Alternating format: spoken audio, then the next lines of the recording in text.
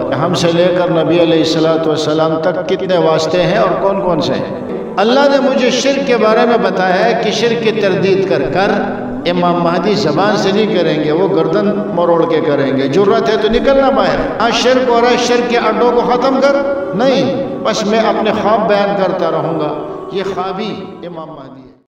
هبت نفحات أنسية فشد البلبل ألف تحية.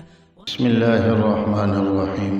يا أيها الذين آمنوا إن جاءكم فاسق بنبأ فتبينوا أن تصيبوا قوما بجهالة فتصبحوا على ما فعلتم نادمين۔ اللہ تعالیٰ فرماتے ہیں جب کوئی ایسا شخص تمہارے پاس خبر لے کر آئے جس کی حالت اور جس کے بارے میں تمہیں علم نہ ہو، مشتبہ اور مجہول الحال شخص ہو، تو اس کی تحقیق کر لیا کرو۔ کہیں ایسا نہ ہو کہ غلط فہمی کی وجہ سے تم کسی بہت بڑے نقصان کے ذمہ دار بن جاؤ۔ یہی وجہ ہے کہ فرماتے ہیں لولا الاسناد لقال من شاء ما شاء، اگر سند نہ ہوتی احادیث میں تو جس کے جی میں جو آتا وہ کہہ دیتا۔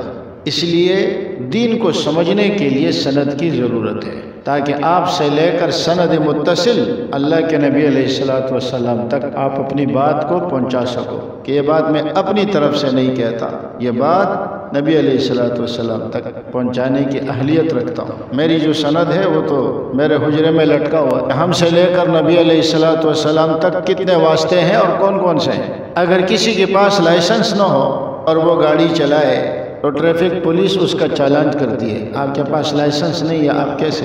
ڈاکٹر کے پاس نہ ہو، گورنمنٹ اسے گرفتار کرتی ہے، آپ کے پاس ڈگری نہیں ہے، آپ کیسے لوگوں کا علاج کر رہے ہیں۔ تو ہر معاملے میں سند اور ڈگری کا ہونا ضروری ہے، اور یہ یاد رکھے کہ ڈگری کاغذ کے ٹکڑے کا نام نہیں ہے، سند کاغذ کے ٹکڑے کا نام نہیں ہے، سند راویوں کی وہ کڑی ہے جو ہم اپنے آپ سے لے کر نبی علیہ السلام تک پہنچا سکتے ہیں۔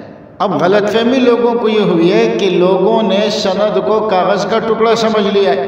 اب جو بھی اٹھتا ہے وہ کہتے ہیں سند سے کیا کرنا ہے، علم میرے پاس ہے، سند کو کیا کرنا ہے۔ آپ جب اپنی مسجد میں امام رکھتے ہیں تو سب سے پہلے سند پوچھتے ہیں، سند کی فوٹو کاپی لے آؤ۔ تمہارے پاس مستند ہو بھی یا اپنی طرف سے باتیں کر کے لوگوں کو گمراہ کرو گے۔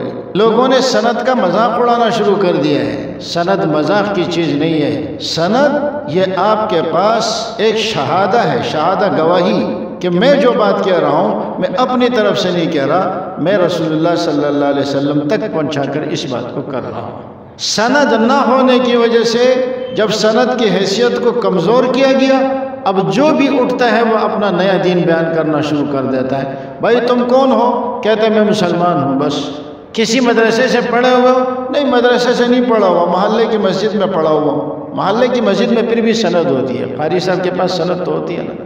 علم دین کہاں سے سیکھا ہے؟ کہتے ہیں علم دین میں نے اسلامیات میں جو ٹیچر پڑھاتا تھا اس سے سیکھا ہے۔ ان سارے لوگوں کے بارے میں تیری رائے کیا ہے؟ کہتے ہیں یہ سارے کے سارے کافر اور مرتد اور بے ایمان ہیں، بس ہمارا صرف چند لوگوں کا ایک ٹولہ ہے جو ہم مسلمان ہیں۔ یہ مدعی مہدویت یہ کہتے ہیں نا کہ اس نے کب اپنے آپ کو امام مہدی کہا ہے؟ اگر نہیں کہا تو روک دینا ان لوگوں کو جو صبح شام بھوکتے ہیں اور تجھے امام مہدی کہتے ہیں، کیوں نہیں روکتا؟ روکتا نہیں ہے۔ امام مہدی والی احادیث اپنے اوپر فٹ کرے گا کہ زمین ظلم و جور سے بھر جائے گی تو اللہ امام مہدی کو بھیجیں گے، تو کہتے ہیں کہ زمین شرک سے بھر چکی ہے اس لیے مجھے یہ سلسلہ شروع ہو گیا، اور دعویٰ آپ کسے کہیں گے؟ ایک نے کہا تو امام مہدی ہے، دوسرے نے، تیسرے نے، چوتھے نے۔ جب سارے لوگوں نے میرے بارے میں خواب دیکھے اور کہا کہ یہ امام مہدی ہے، تب میں سمجھ گیا کہ جی واقعی میں امام مہدی ہوں، مجھے یہ چیز سمجھ آ گئی۔ اور دعوی مہدویت آپ کسے کہیں گے اور کیسے دعویٰ کریں گے؟ کہتے ہیں میں نے خواب میں دیکھا کہ قیامت کا دن ہے، اور قیامت کے دن میں سارے صحابہ بیٹھے ہوئے، امت کے سارے لوگ بیٹھے ہوئے، اور ان لوگوں میں بھی بیٹھا ہوا ہوں ایک سائڈ پہ، میرے ساتھی جو مجھے ماننے والے ہیں۔ تجھے ماننے والے کیا ماننے والے ہیں؟ تجھے ظاہر ہے کہ امام مہدی ماننے والے ہیں۔ میرے ساتھی جو مجھے ماننے والے ہیں، یہ سارے ہم ایک جگہ بیٹھے ہوئے ہیں۔ اتنے میں دیکھا کہ رسول اللہ صلی اللہ علیہ وسلم تشریف لاتے ہیں، حضرت ابوبکر، عمر، عثمان خلفائے راشدین بھی بیٹھے ہوئے اور میں بھی بیٹھا ہوا ہوں۔ نبی علیہ السلام ان سب کو نظر انداز کر دیتے اور سیدھے میری طرف آتے ہیں اور مجھے کہتے ہیں کہ محمد قاسم تو نے توحید کے لیے جو کام کیا ہے نا، اس کی وجہ سے تو سب سے آگے بڑھ چکا ہے، خلفائے راشدین کو بھی پیچھے چھوڑ دیا۔ الحمدللہ ہماری زندگیاں توحید کا پرچار کرتے کرتے گزر گئی، مسلمانوں کا قرآن اور حدیث کا دفاع کرتے کرتے گزر گئی۔ ہمیں تو کبھی خواب میں خدا نہیں آیا کہ تو امام مہدی ہے۔ اتنے بڑے بڑے علماء، محدثین، فقہا یہ گزرے ہیں، یہ لیکن آج تک کسی صوفی کو یہ تو نہیں ہے کہ تو امام مہدی ہے۔ اللہ نے مجھے شرک کے بارے میں بتایا ہے کہ شرک کی تردید کر امام مہدی زبان سے نہیں کریں گے، وہ گردن مروڑ کے کریں گے۔ جرت ہے تو نکلنا باہر، شرک ہو رہا ہے، شرک کے اڈوں کو ختم کر، نہیں بس میں اپنے خواب بیان کرتا رہوں گا، یہ خوابی امام مہدی ہے۔ اور پھر وہ صحابہ جن کے بارے میں قرآن کریم کہتا ہے کہ ان کا ایمان معیار حق ہے، وَإِذَا قِيلَ لَهُمْ آمِنُوا كَمَا آمَنَ النَّاسِ، صحابہ کی طرح ایمان لے آؤ، صحابہ کو معیار حق بنا۔ فَإِنْ آمَنُوا بِمِثْلِ مَا آمَنْتُمْ بِهِ فَقَدْ اهْتَدَوْا، اگر صحابہ کی طرح ایمان لائے تو ہدایت پا جاؤ گے۔ أُولَئِكَ هُمُ الْمُفْلِحُونَ، أُولَئِكَ هُمُ الْمُتَّقُونَ، أُولَئِكَ هُمُ الرَّاشِدُونَ، أُولَئِكَ هُمُ المؤمنون حقا، أُولَئِكَ كتب في قلوبهم الإيمان، أُولَئِكَ هم الفائزون۔ یہ سارے خطاب صحابہ کرام کے لیے، وہ صحابہ ہے رضی اللہ عنہم ورضوا عنہ، یہ خطاب صحابہ کے لیے ہے، اللہ ان سے راضی اور وہ اللہ سے راضی۔ اب آپ خود دیکھیں وَكُلًّا وَعَدَ اللَّهُ الْحُسْنَى، تمام صحابہ کرام سے بھلائی اور خیر کا وعدہ ہے اللہ کی طرف سے، اتنی بڑی ہستیاں۔ اور یہ کیوں ہے؟ اس لیے کہ انہوں نے اپنا جان، اپنا مال، اپنا وقت، اپنی زندگیاں وہ اسلام کے لیے وقف کر دی تھی۔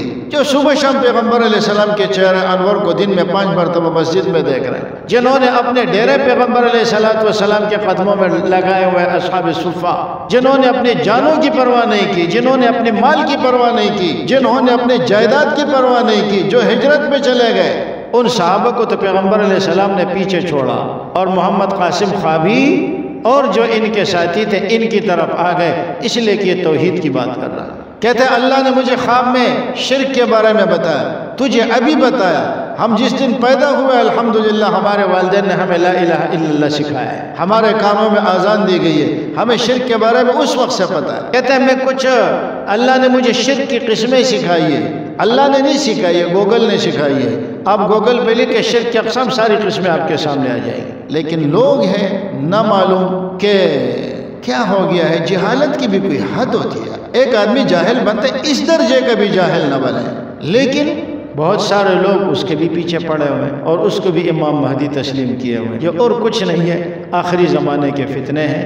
اللہ تعالیٰ ان کے شر سے پورے عالم اسلام کی حفاظت فرمائے۔